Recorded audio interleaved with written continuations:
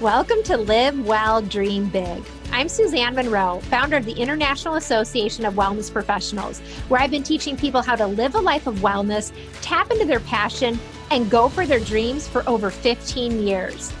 I believe living well and dreaming big starts with ourselves.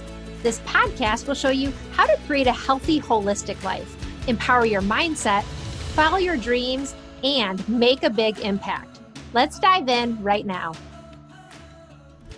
Hello, Live Well, Dream Big community. Welcome back for another episode. I'm really excited to be back. And today we have a special guest joining me and a special topic about following your callings, including what exactly a calling is and how to be receptive to one and how to distinguish a true calling from a false one. I'm talking with Gregg Levoy, who is the author of Callings, Finding and Following an Authentic Life, rated among the top 20 career publications by the Workforce Information Group, and Vital Signs, another book, The Nature and Nurture of Passions. He's the former behavioral specialist at USA Today and a regular blogger for Psychology Today. He's also keynoted at many career development workshops and conferences, including the National Career Development Association Conference, even twice, the Wisconsin Employment and Training Association Conference, International Career Development Conference, National Association of Colleges and Employers Conference, International Conference on Positive Aging, and many other conferences. And he's appeared on ABC TV, CNN, NPR, and PBS. He's a former adjunct professor of journalism at the University of New Mexico and a former columnist and reporter for USA Today and the Cincinnati Enquirer. He's written for the New York Times Magazine, Washington Post, Omni, Psychology Today, Fast Company, others. He's really been out there in the world, just sharing so much of his important work over the years. So welcome, Gregg. I'm so excited you're here. Thank you. Thank you. I'm delighted to be here. And I'm really excited you're here today because I have just reread your amazing book, Callings, which I had read years ago. And boy, I never thought I'd have the chance to actually speak to you personally, speak with the author about it, but here you are. Fabulous. Which is really great. And, you know, I caught a YouTube video of you recently as well, where you actually told your story about how you kind of came to write Callings. You had just moved from California to New Mexico, and then suddenly you found yourself like everything had changed and you were on hard times for a little while, and it all led you to end up writing this book. So maybe that's kind of a good place to start. I'd love to hear just a little bit more about you, your story, and how you came to understand what callings are. Yeah. Well, I ran across a guy named Alberto Moravia some years ago. I've never heard of him. He's an Italian writer, and something jumped out at what I read. He thought it was important in life to pursue the one problem you were born to understand. And I just latched onto that because the callings work is that for me. There's this sense of how do you create a life that really belongs to you and isn't a knockoff. And I say that specifically because I come from a family business that stretched back to the 1800s. All the males in my family went into that business except me and my two brothers. And that came with a certain set of consequences, including being cut out of my father's will. But that's another podcast. Yeah. But so early in life, I learned some of the sacrifices that can ensue from following your own path. But that's really been one of the problem I was born to understand is what is involved in following your true path? What does that look like? So I have attempted to do that for most of my adult life and taken copious field notes on that. So that's where the Callings book, for instance, came from. That's amazing. I love how you said you took copious notes, field work on that, because that really is what I really love about the book, actually, too, is that there's just this compilation of so many stories of so many people you've helped, of people you've talked to, of others who are on a similar journey. And really, now that I'm talking about it now, I mean, it's really a journey that I've been on as well. And I'm just, I know so many of our listeners too, because we're here. This is Live Well, Dream Big. You know, people become passionate about something in their life on their own health and wellness journey or life journey. And then, you know, it is a calling in a way, and it leads them to go on to do something else. And so I resonate with so many of the stories in the book. I know our listeners will too. I highly recommend them checking it out. But before we get too far into that, what exactly is a calling? Just for those of us who are wondering, like, how do you define it? Let's start there so we're all like on the same page. Yeah. The simplest thing I could say is just a calling is a request for a response. Okay, like you call a friend on the phone, you want a response. That's really all a calling is. But they They are the signs and the signals and the messages and the promptings and the urgings that you get from deep inside that tell you what it's going to take to stay true to true north. All right, what it's going to take to put you on a path toward, at least toward, a state of authenticity, a state of integrity, not in a moral sense, in a psychological sense, like being in integrity with who you are, and also toward what I guess body workers would call alignment. All right, being in alignment with who you really are, with your values, your gifts. I remember running across who was it?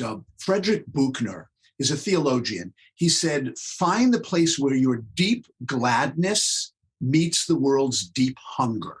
He said, that's the sweet spot right there. Your deep gladness, meaning your passion, your fascination, your intensity, intersects with a place where the world is hungry and in need. And needless to say, there's lots of those places. And that is where you'll find the sense of a calling. So that's really what I'm after in working with people around callings, is finding this path toward that state of authenticity. Yeah.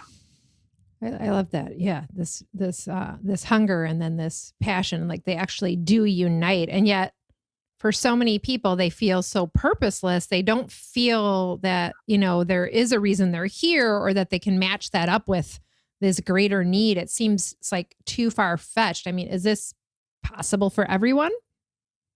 That's a great question, because I think one of the kind of intellectual challenges for me of all this is there's a part of me that thinks that callings are a luxury, and I think everyone, from what I understand, everyone gets called, no matter where you are in the world and on the spectrum and socioeconomic class, any of that. Everyone gets calls. Access is a different story. Do you have access to education? Do you have access to mentors and role models and money? And you know what I mean? So there is a question in my mind about whether calls are a bit of a luxury. I think of Abraham Maslow. Some people may be familiar with him. He's a psychologist who gave us the hierarchy of needs pyramid. Okay. At the bottom, food, clothing, and shelter. Above that, belonging to a tribe. At the top, self-actualization. Okay. Meaning people who tend to fulfill their potential. But you got to have a little of this at the bottom before you can get up to the self-actualization. You got to have a little food in your stomach. So I just want to offer a bow to that fact in talking about callings. It's not all just about self-actualization, but I think everybody gets them. Yeah. Everybody gets calls.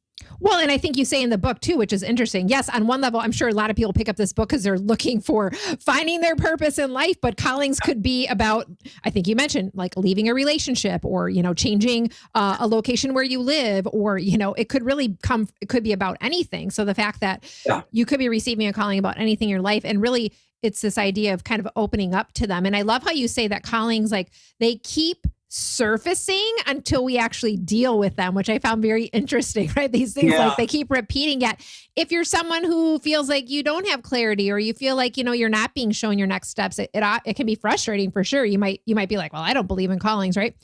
Yet, we can open up to callings, but how does someone do that? How does someone make themselves receptive to callings in the first place?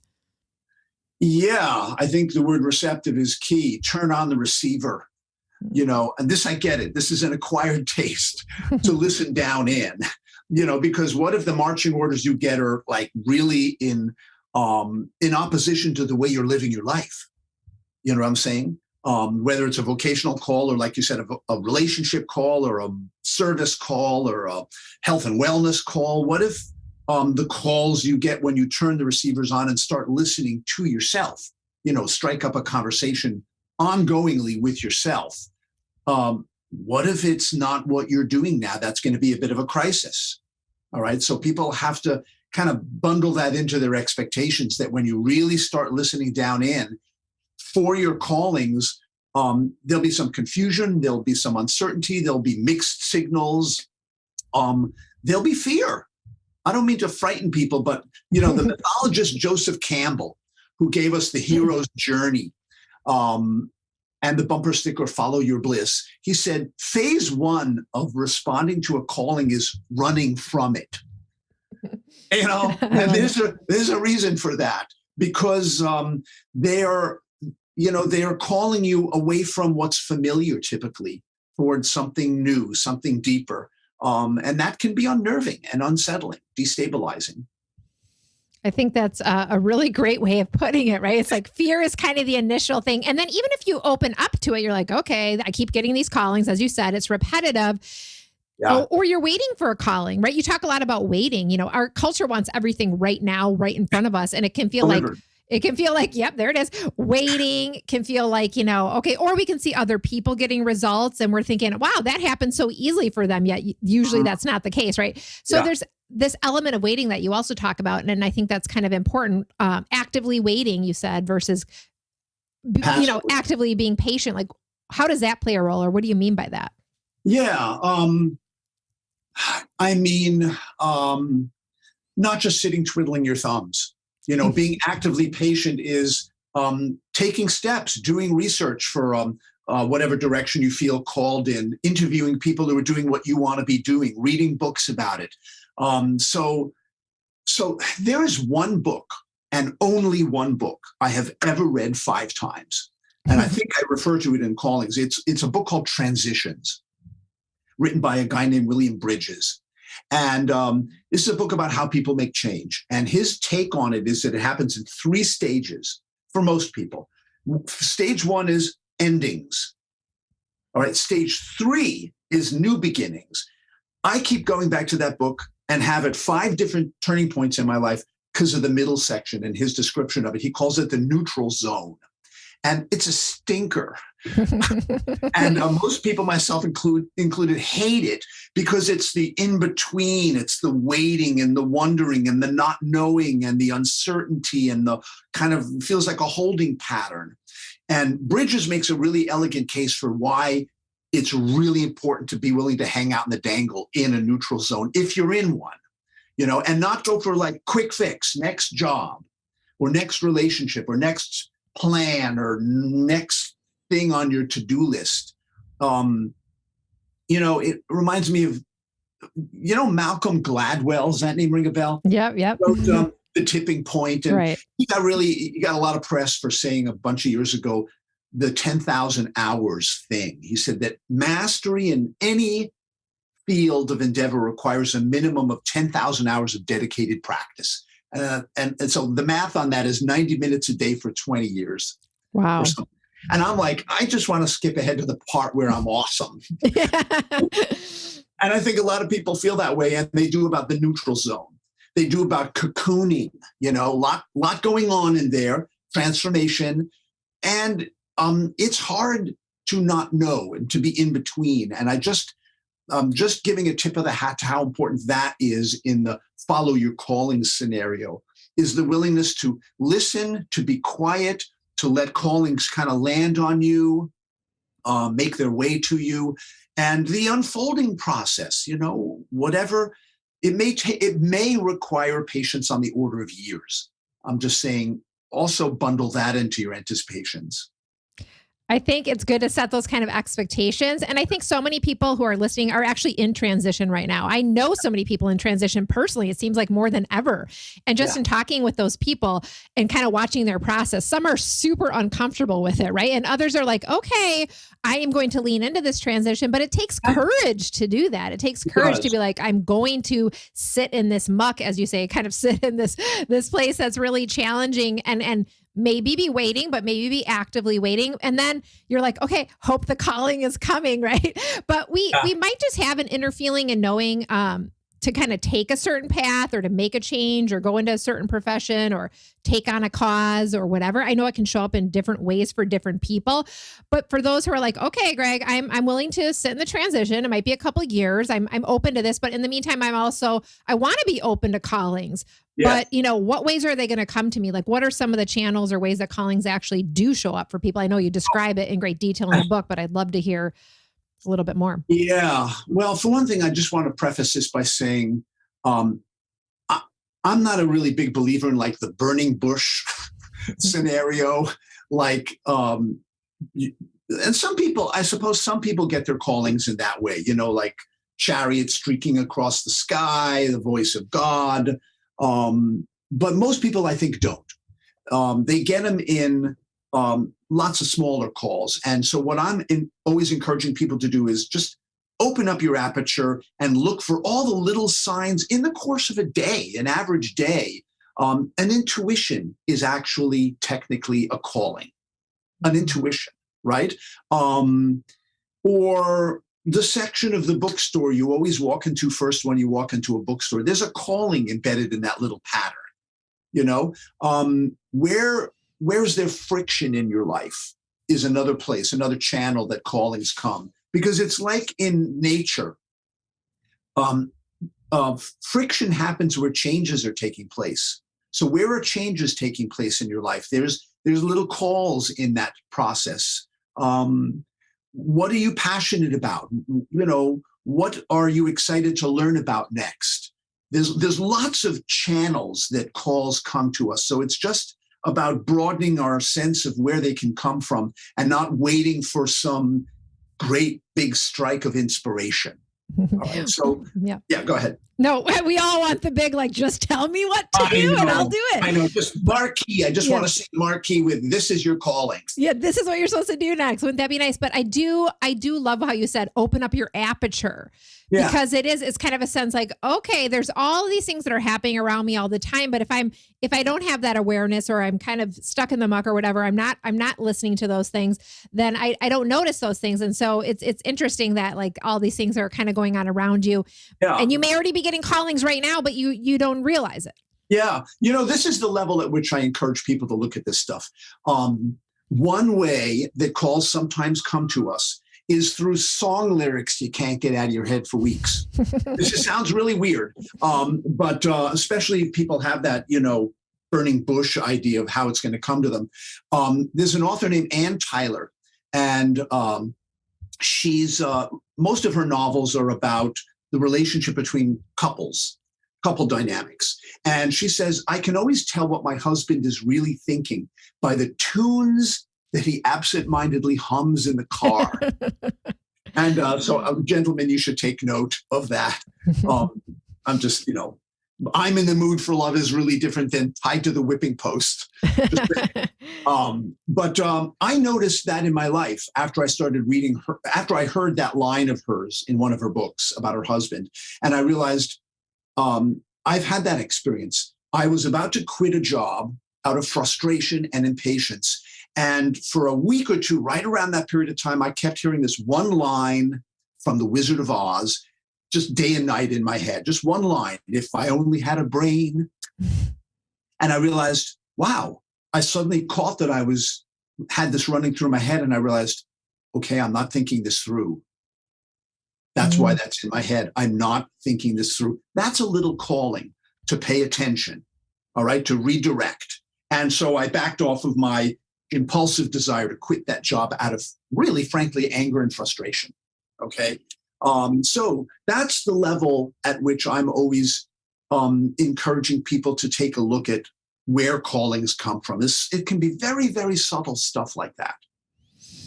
Well, and you mentioned earlier, it's like a receiver, and you even start out the book with your story. I don't know if it was that exact same moment, but it was like you learned how to turn the receiver on. And I love that, because I think we do all have that ability, and so it might just be listening to this podcast today that you actually say, okay, I'm turning on the receiver. Yeah. Yeah. And be willing to hear what you hear when you do that. That's also an acquired taste. Yeah. Well, we commonly hear the phrase, show me a sign, right? Or we say that to ourselves again. We want the burning bush. And yet I'm sure there's some people who could be listening or who might hear you talking about this and say, okay, show me the signs. Signs are really just coincidences, Greg. Okay. How you talk about signs. But there's these synchronicities, and you talk about this in the book too. And they do. And what I love how you said about this is that these callings, these synchronicities, I find it fascinating that they tend to occur during around these transition periods in our life, right? Because we're looking for guidance. Just talk a little bit more about that. Like, are they always happening, or are they heightened during the transition, or? Yeah, they seem to be. And I just get that from talking to a lot of people and doing some research about synchronicities, meaningful coincidences. So, for example, this happened to me, trying to decide whether to say yes or no to a particular opportunity. And I'm driving in traffic on the freeway. Somebody suddenly cuts in front of me and I see the bumper sticker. It says, just do it. That is a sign. Okay. Now, if you were not attempting to make a decision, yes or no, on some opportunity, it would just be a funny, bumper sticker. If it didn't match something going on the inside, that's a synchronicity. There's a match between some drama going on in here and an event that suddenly happens in the world. Okay. Another one, I was going to move to a small rural town in New Mexico, say Taos, New Mexico. Okay. And I was afraid I was going to be bored to death. No stimulation, where am I going to find a decent library or bookstore or coffee house, or where am I going to get pizza and cannoli at 2 a.m. when I need it? And I was just afraid of this. A few days before going to check out this town, I'm hiking appropriately in the middle of nowhere, and I find a fortune cookie message on the ground, okay, out in the middle of nowhere on a hike. And it said, you will find stimulation in your own mind. It was something like that. You will find the stimulation you need inside. And what I turned out to do when I was in this small rural town in New Mexico was I turned out to write the Callings book.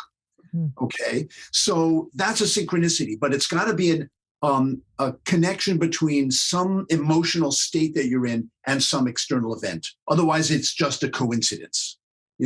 But that's another thing just to keep an eye on. Are you getting little signs like that? They're really just ways of saying, pay attention. Just pay attention and think about what you're doing. And also just be amazed by life. Really. Yeah. I just think the gift of astonishment is half of what synchronicities are. Just like snap you out of your everyday, one foot in front of the other, nose to the grindstone life. And just remember that life is astonishing sometimes, and that's maybe one of the gifts of a synchronicity.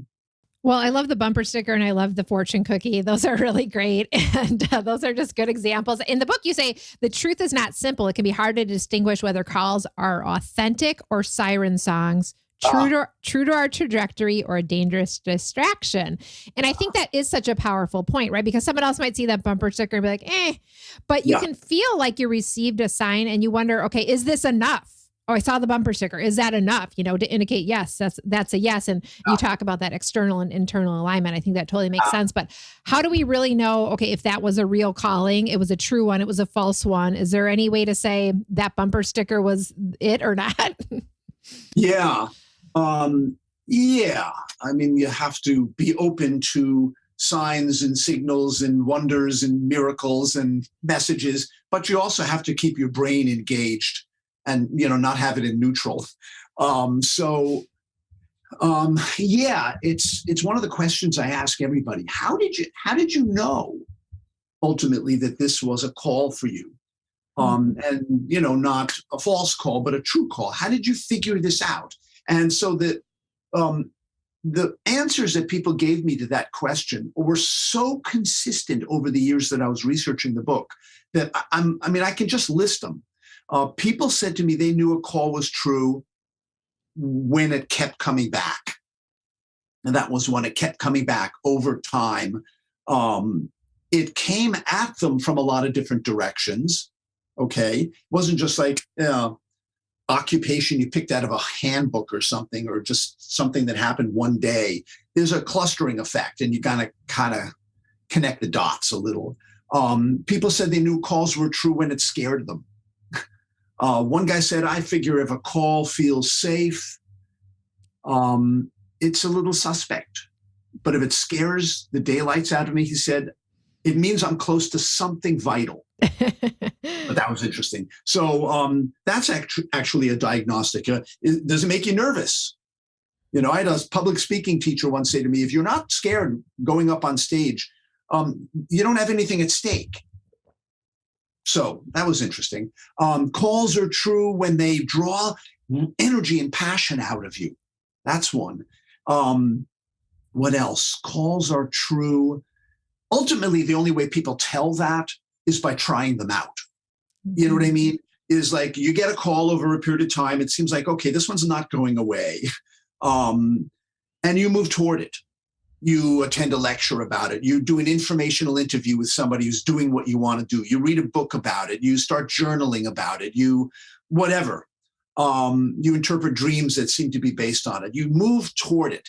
And the way that you're going to tell that it's true is you take a step and then you look at the feedback your life gives you for doing that. Like you take a step toward the call. Do you feel better or worse? Do you feel more awake or more asleep? You take another step. What does your body tell you? Right? What are your dreams telling you? What are your friends telling you?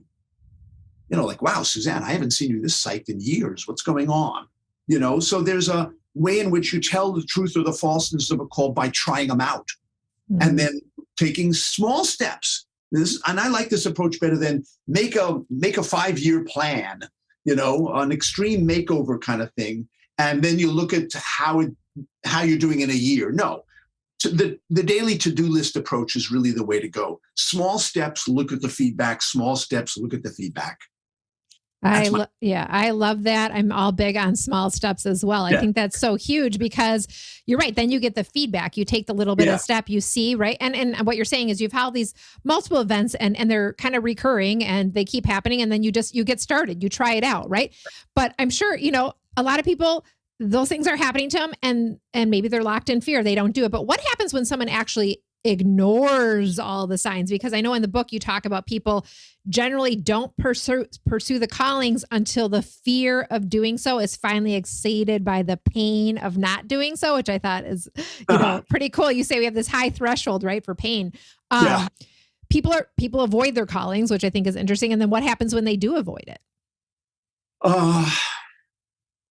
They don't go away.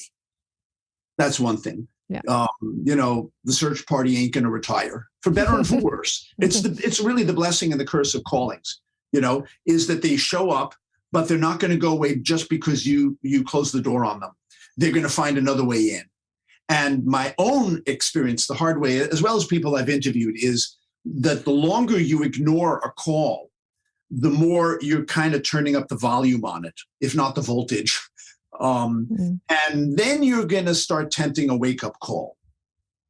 And I don't mean that to scare anybody, but it does seem to be the way it goes because callings are very insistent. They will try to pop through until the last possible moment. And the more you ignore them, the more they're going to come after you.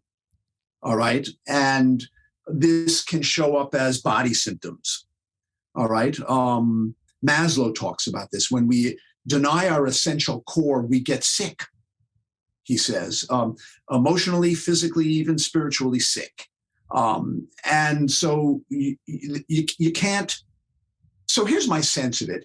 The human psyche is kind of like, it's kind of like the earth. It's a closed system in the sense that there's no away, as in running away. There's no out, throwing the garbage out. There's no trash icon in here. And whatever I push down is just going to come up someplace else in the system.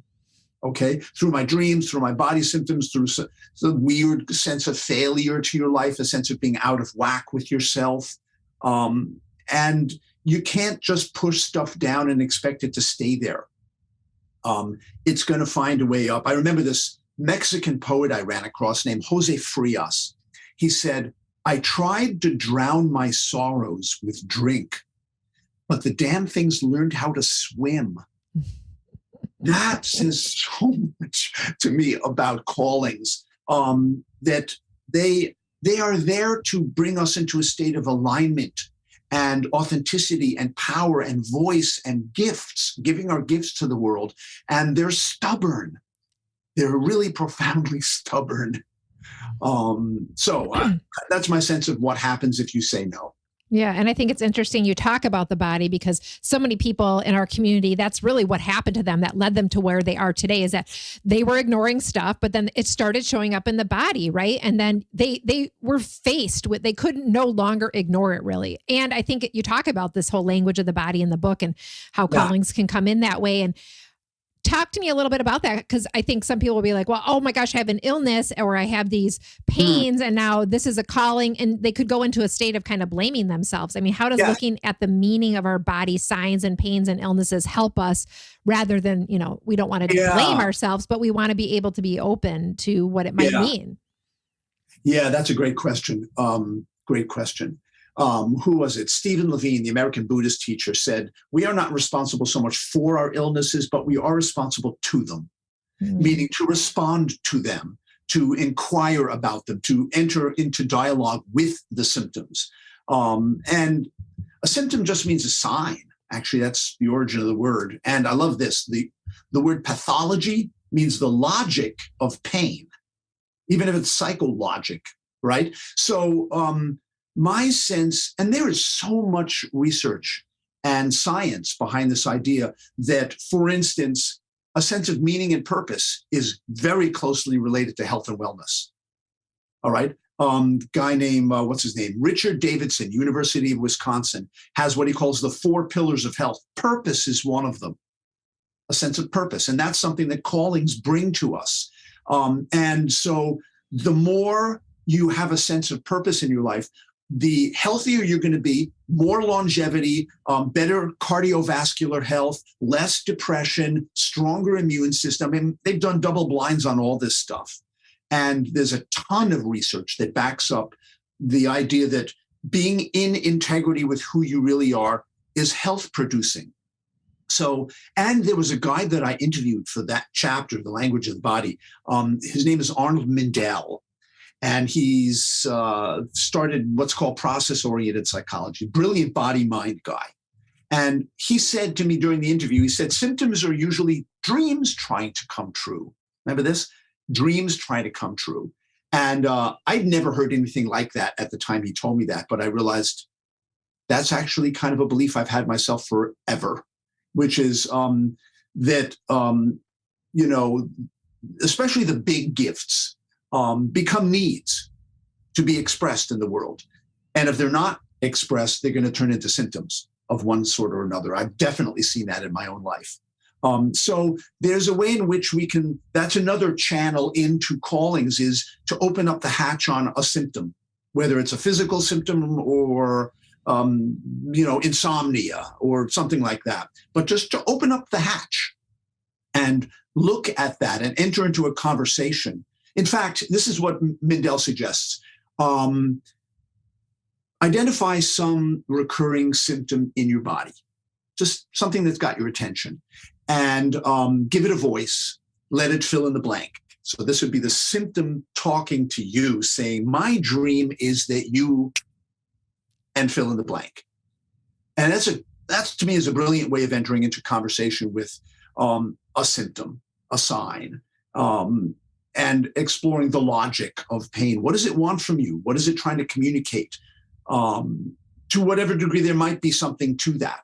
And I realize this gets into maybe thin ice around the psychosomatic thing. But if you are suffering from arthritis or stiffening, is there some way in which you're not being flexible? Is a question you could ask, in addition to tending to whatever your symptoms are in a medical sense. You can also ask a spiritual question of them, right? If you are having stomach problems, is there something you can't stomach? That's an appropriate question to ask. It's one avenue of exploration. Again, not to the point of blaming yourself for your symptoms, but entering into a conversation, a co-respondence with them, I think is a really important piece. Right. And it really is the holistic approach, right? We do what we need to do to work with our symptoms. But it reminds me of the time that this is many years ago now, I had this rash kind of around my eyes. And I did of course, I went the holistic route first because that's what I'm all about. It didn't work. Then I went to the dermatologist, followed all the protocols, didn't work. And I was going around with this rash on my eyes. And finally, I got curious about it. I did exactly what you said. And I talked to the symptoms, and it was really about me. I wasn't showing up and willing to be seen. And there were certain things I wasn't willing to look at in my life. And I tell you, as soon as I got that, I could feel it in my body. 24 hours later, the rash was gone. Wow. So I'm with you. I mean, and so we've been talking about symptoms are a place to look, the body, synchronicities, all these things. You mentioned also the dreams. I just want to talk about dreams real quick because you talk about dreams and rituals in the book. And I thought this was interesting because, and you also say out there, I've heard you say before, dreams don't come true, they are true, which I love. And I'd love to hear more about that. But also you kind of tell the story about how you had a dream. And then you decided, okay, you woke up, you were curious about the dream. And then you kind of did this ritual where you ended up burning your book. Tell us what the heck was that all about? Yeah. Well, I think it's important not only to turn on the receiver for dreams, because dreams are they're data, they're information. They're not just like, oh, you're dreaming. It's real information, and dream interpretation is a real way of knowing. All right. So, but I also think it's important to take them out of the abstract, out of the unconscious, and actually concretize them, bring them into the world, into your body, into the concrete life. And conducting a ritual around a dream is a way to do that, So, I had a dream that when the Callings book first came out, that I was on a stage in front of a big audience, and somebody was taking a copy of the Callings book and putting it through a meat grinder on stage. And I was just horrified. And I woke up just terrified. Oh my God, I've just birthed a book. How's it going to do in the world? Are people going to like my baby? Is it going to get report cards that say gets along well with others? What's going to happen to my book in the world? And I realized I was really attached to the outcome of that. And so I did a ritual of letting go of my attachment to the book. So I wrote my obituary on the title page, where now I normally sign my name for people. I wrote my obit, okay? And then I tore the book to shreds with my bare hands, and I burned it in the fireplace. And it was amazing to me how effective that was in just bringing the temperature down inside of me, just helping me let go. It was a physicalizing of an intention or an idea, which is what a ritual is. It's just a physicalization of an intention or an affirmation even. So finding, it doesn't have to be as radical as that, but you could light a candle to symbolize the enlightenment you're searching for. You could write something down. I once went out into the woods when I was afraid of quitting my job and my regular paycheck to be a freelance writer. I went out into the woods and I dug a hole in the ground and I buried a whole bunch of money in it. Wait, where is this today? Where is this today? You want exact coordinates? Coordinates. And as a way to ritualize letting go of money, my attachment to money and a regular paycheck. I remember my brother said, "You wrote a check, didn't you? I bet you wrote a check." No, it was actually $200 in cash I buried in the ground. But I needed to feel the feeling of letting go of a regular paycheck, which is a big deal in this culture. Yeah, absolutely. So, yeah. Well, that's another fun story. So many of them. And I want to say this. So we've been talking about callings. We've been talking about, how to go for them, how to listen to them. What happens if you don't go for them? Let's talk about this really quick, because you also say, watch what you wish for, you might get it. And that's when, you finally open up to callings, you take action, maybe you're moving forward, you took those small steps, you're now on the road, but then you start hitting roadblocks, or you go for callings at times when it just doesn't seem to line up how you thought it was going to go, right? Or things just don't go the way you hope they would. What's that all about? Oh my God, it's about life. Yeah. It doesn't always go according to plan or dream. Again, I think that's something to just factor into moving forward with calls is you're going to have to work them. They're not, as soon as you identify a calling doesn't mean it's suddenly all the doors are going to fling open for you. It's what does Campbell call it? The road of trials is actually one of his terms for when you actually step on the path and begin following the calling. You enter the road of trials, meaning in a sense, you're going to be tested. Life is just going to test your patience, your fortitude, your resourcefulness, your skillfulness, your patience. And that's just part of really setting out on any endeavor. And it's just important to realize you're going to be tested and just to anticipate. I remember when I first got my job as a reporter, that was a call for me. Journalism was a call I got. I was a cub reporter on the Cincinnati Enquirer. And in the first couple of months of working there, I was just so frustrated with how often things didn't go according to my plan. And my mom, who's a businesswoman, said, look, this is what you got to do. In the morning when you get to work, pull out a piece of paper, write the numbers 1 through 10 on the side. Just call it your list, okay? You're anticipating that 10 things are going to go wrong in the course of your day, and just write them down as they happen instead of busting a gut every time it happens. Anticipate it. And it really cut down on profanity at work to do that. These kind of events are just part of following a call. I love that. Well, your mom is a wise woman. That is a great idea for anybody to try out. And you know what comes to me as you share all that, it's like, once you get on the journey, it becomes the biggest self-growth journey. But that being said, you're supported, right? Because if you trust the calling, that means there's going to be other callings coming your way. So you're supported by more callings, which I think is really a beautiful way to, keep moving forward. Yeah. And, this is one of my senses. This has been my experience, as well as the experience of people I've interviewed over the years about their calls, is that when you say yes, when you step on the path and say yes to a call, it's like you set up something like a gravitational field around you, and it just seems to draw things to you. Campbell talks a lot about this, as do people who write about, Do What You Love, The Money Will Follow. Marcia Sinitar's book, beautiful, grounded book. She never does say when the money will follow, though. But anyway, that you set up something like a gravitational field that draws resources and interest and contacts and opportunities and insights and instructional dreams. There's something that happens when you say yes that draws yes kind of energy into your life. That's been my experience. I'm not just talking woo-woo manifestational arts stuff. I'm actually talking about rubber meets the road experience. That saying yes draws yes energy to you. Saying no tends to draw no energy to you. That said, I have to make a little asterisk on that one. Sometimes when you say yes, you will trigger other people's resistance, especially anybody who might stand to have something to lose in the bargaining of you quitting your job to follow a call, or leaving your women's group to move to another town or whatever. You're going to trigger other people's resistance, and you're going to hear about it. And so sometimes what I'm saying is saying yes triggers other people's no. Their fear, their anxiety, their frustration with themselves for not following their callings. So they're going to devil's advocate you up the wazoo.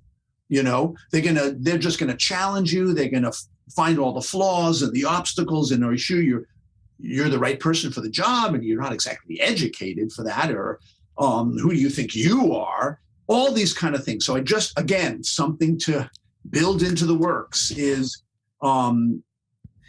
here's the thing though, listen to them, ask them to elaborate. Don't resist, because the second you resist, I had somebody tell me this at the beginning of my speaking career. If you're ever up on a stage, Gregg, in front of an audience, and somebody challenges you, do not get defensive. That's just going to throw your insecurities into high relief in front of everybody. Better just to either thank them and move on, or ask them to elaborate, because that'll just chill them out.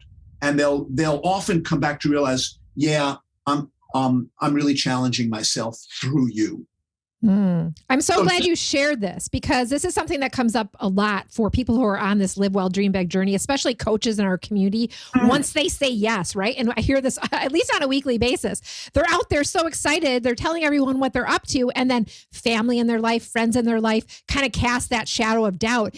And then they feel so fearful. They feel so, disturbed by that. But I love what you're saying. It's like face that fear rather than kind of running from it. Talk to those people. You might learn more about them and why they're actually saying that. I mean, absolutely. It has nothing to do with you per se. Absolutely. That's right. That's a hard one to get. Wasn't that one of the 4 agreements? Do not take it personally. But and also to notice this could be a kind of self-sabotage for some people. I've done this. Everybody's got their own brand of sabotaging callings. One of my former, thank God, favorite self-sabotages was blurting out my newfound enthusiasm about something to my most cynical family member. So, you might as well just disavow yourself on the spot, because this is going to have pretty much the same effect. What's going to happen at that moment is that the cynic is going to do what cynics do.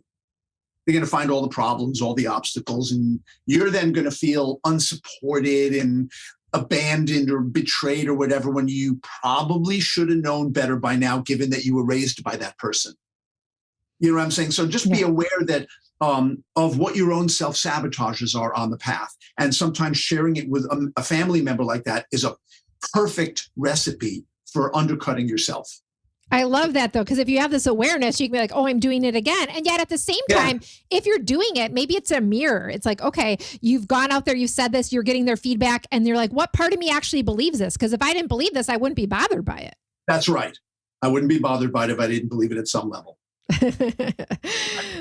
This is so good, so juicy. We could talk all day. Is there anything else you want to make sure you share about callings? I feel like, is there anything I didn't catch here?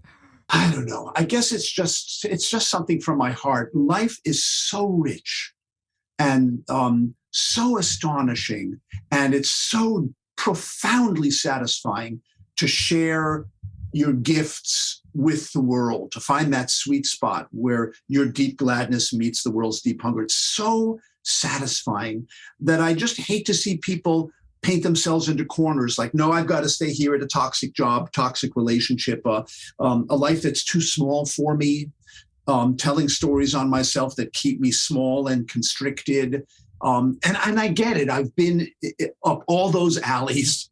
And I just feel so strongly that I want people to be able to find their passions and find their juice and offer them to the world, because Lord knows the world needs the help, especially now. The world really needs what you have to offer in whatever arena. It doesn't have to be vocational, it can be relational, or lifestyle, or health and wellness stuff, or spiritual. But that's my sort of my closing sense is that callings bring us into the passion of life. Really, this is the passion and the compassion of life, and go for it. I know that's easier said than done, but go for it. I love it. And I'm just going to wrap this around with a beautiful quote you have in the book that I think speaks to exactly what you're saying. We want our lives to catch fire and burn blue, not smolder. We want to use ourselves up, leave this life the way we entered it, complete, and die with a yes on our lips, not a no, making that last transition with some grace. And following our calls is one way to love our lives, to flood them with light that can shine back out of them. Thank you, Gregg, so much for that quote and for everything you've shared today, and for being here today. This has been amazing having you. All right. Thank you so much. Thanks for being here. And we will put all the links in the show notes to Gregg's site, to Callings and his other books. And you can visit him at gregglevoy.com. And we'll see everybody back here next time. Bye-bye. Bye. Thank you for joining me for today's episode of Live Well, Dream Big. I hope you enjoyed today's conversation. And I want to invite you to take your next step toward living well and dreaming big by downloading the Live Well, Dream Big lifestyle book. It's the ultimate guide to becoming your best self and living life on your own terms. You can grab your complimentary copy by going to the link in the show notes or heading directly to iawpwellnesscoach.com/guide. That's iawpwellnesscoach.com /guide.